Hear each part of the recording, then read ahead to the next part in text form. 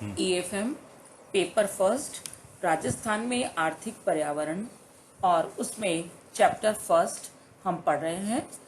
उसमें हम गैर आर्थिक पर्यावरण और उसके घटक के 4 पॉइंट्स हम पिछले वीडियो में पढ़ चुके थे और बाकी के 5वें से जो बाकी के सारे पॉइंट्स हैं वो आज हम इस वीडियो में पढ़ेंगे। 5th पॉइंट था उसमें तकनीकी अथवा प्रौद्योगिक वातावरण, टेक्नोलॉजिकल एनवायरनमेंट। किसी भी देश का तकनीकी और औद्योगिक जो विकास है वो उस देश की व्यावसायिक क्रियाओं को प्रभावित करता है। और आज जितनी भी उद्योगों में हमें क्रांति संभव हुई है, जो दिखी है, वो तकनीकी प्रगति के कारण ही हो पाती है। और तकनीकी विकास के क्षेत्र में बहुत सारे परिवर्तन बहुत महत्वपूर्ण हैं जो कि किसी भी व्यवसाय को प्रभावित करते हैं।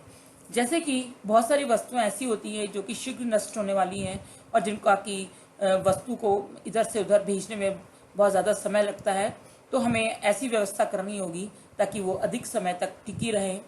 इसी प्रकार से शक्ति के उत्पादन, संचय और वितरण की क्षमता में भी वृद्धि होनी चाहिए। कच्चे माल का नए नए स्वरूप की हम खोज करेंगे। उत्पादन जो प्रक्रिया हैं जो बहुत पुराने समय से चली आ रही हैं उसको हम ऑटोमेटिक या नए तरीके से करेंगे।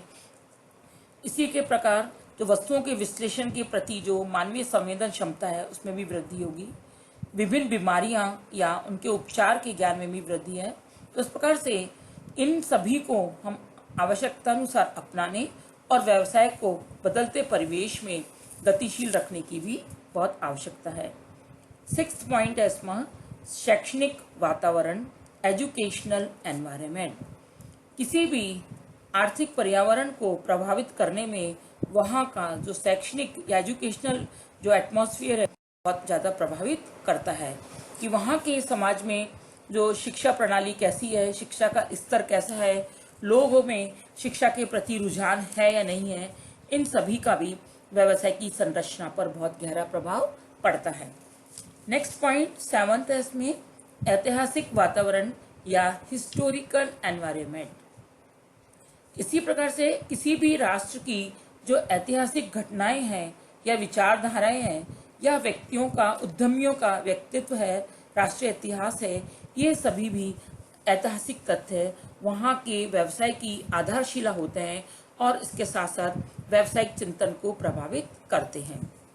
नेक्स्ट पॉइंट है इसमें 8वां नैतिक वातावरण।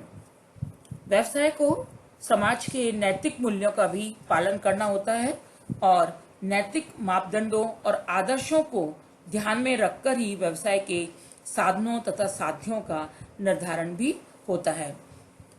किसी भी राष्ट्र में वहाँ की प्रतिस्पर्धा, कीमत व किस्म निर्धारण, आय वितरण, वहाँ का विज्ञापन, ये सब नैतिक परिवेश में ही किए जाते हैं। इसी प्रकार से सामाजिक जो लागतें हैं वो उनकी समस्या भी इस संदर्भ में बहुत ही महत्वपूर्ण होती है। नेक्स्ट पॉइंट है इसमें 9th सांस्कृतिक वातावरण, कल्चरल एनवायरनमेंट।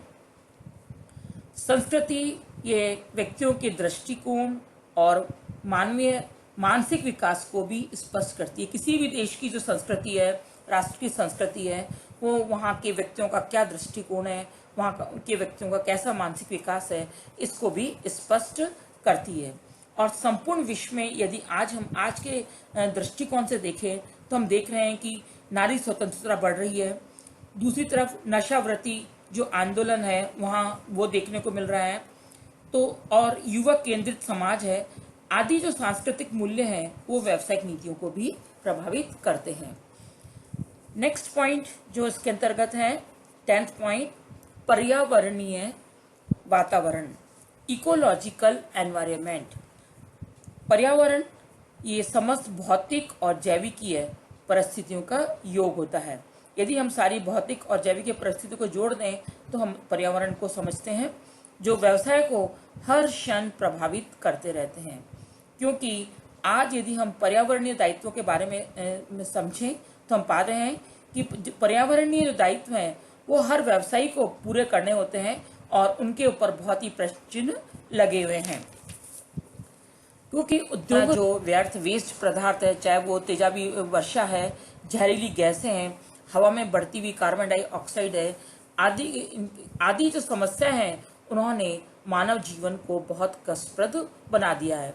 तो आज जो व्यवसायी है उस पर इस पर्यावरणीय संकट के समाधान का जो दायित्व है वो भी आ गया है। और कौन कौन से ऐसे दायित्व हो सकते हैं कि जितने भी पर्यावरण संकट हैं उनकी घटनाओं को खोजना, उनके कारणों का पता लगाना और उनका समाधान ढूंढना। इसी प्रकार से वायु, जल व प्राकृतिक स्थानों की जो स्वच्छता है उसको भी बनाए रखना, विकास योजनाओं पर पर्यावरण के प्रभाव का मूल्यांकन करना कि जो भी हम विकास योजनाएं बना रहे हैं कहीं ऐसा नहीं है कि इससे देश का विकास तो हो जाए लेकिन उससे पर्यावरण हमारा दूषित हो जाए, क्या उसका पर्यावरण पर प्रभाव पड़ेगा, इसका भी मूल्यांकन करना। जितने भी हमारे प्राकृतिक संसाधन हैं उनको हमारी व्यावसायिक क्रियाओं के साथ साथ उनको सुरक्षा प्रदान करना, पर्यावरण अनुसंधानों को प्रोत्साहित करना, पर्यावरण के प्रति चेतना लोगों में सूचना कार्यक्रम चलाना और पर्यावरण पर जो अंतर्राष्ट्रीय संस्थाओं से संपर्क का सहयोग प्रदान करना, ये सभी दायित्व हैं जो कि उन्हें निभाने होते हैं। एंड लास्ट पॉइंट है इसमें 11th पॉइंट, अंतर्राष्ट्रीय वातावरण, इंटरनेशनल एनवायरनमेंट।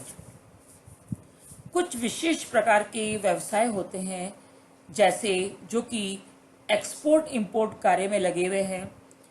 ऐसे व्यवसायों के लिए अंतर्राष्ट्रीय वातावरण को ध्यान में रखना भी बहुत ज़्यादा ज़रूरी है, क्योंकि एक राष्ट्र में जो उत्पन्न व्यावसायिक संकट यदि उत्पन्न हो जाता है तो उसकी लहरें पूरे दूसरे जितने भी अर्थव्यवस्था हैं, विश्व की जितनी भी अन्य अर्थव्यवस्थाएं हैं उनको भी प्रभावित करती है। तो निम्नलिखित अंतर्राष्ट्रीय स्तर की घटनाएं हैं जो कि व्यवसाय को प्रभावित करती हैं, जैसे जितनी भी मल्टीनेशनल कंपनीज हैं उनकी व्यावसायिक क्रियाएं कैसी हैं, अंतर्राष्ट्रीय व्यावसायिक समझौते असहयोग क्या हैं, विदेशी व्यापार संबंधी नियम व नीतियां कौन कौन सी हैं, राष्ट्रों के मध्य कहीं युद्ध या कलह और टकराव की स्थिति तो नहीं है, अंतर्राष्ट्रीय राजनीतिक दबाव या गुप्त समझौते कैसे हैं, राष्ट्रों के मध्य हम जो तकनीकी, वित्तीय और प्रबंधकीय सेवाओं का जो एक्सचेंज करते हैं वो उनकी स्थिति कैसी है, कच्चे माल, उपकरण और तकनीकी व श्रम के जो आयात निर्यात की स्थिति वो कैसी है, विभिन्न देशों की उत्पादन और विपणन की जो स्ट्रेटजी है, व्यू रचना है वो क्या है। ये सभी जो व्यावसायिक वातावरण को प्रभावित करते हैं। तो इस प्रकार से हमने पढ़ा कि हमारे आंतरिक और बाहरी वातावरण दोनों ही व्यवसाय को प्रभावित करते हैं। Thank you.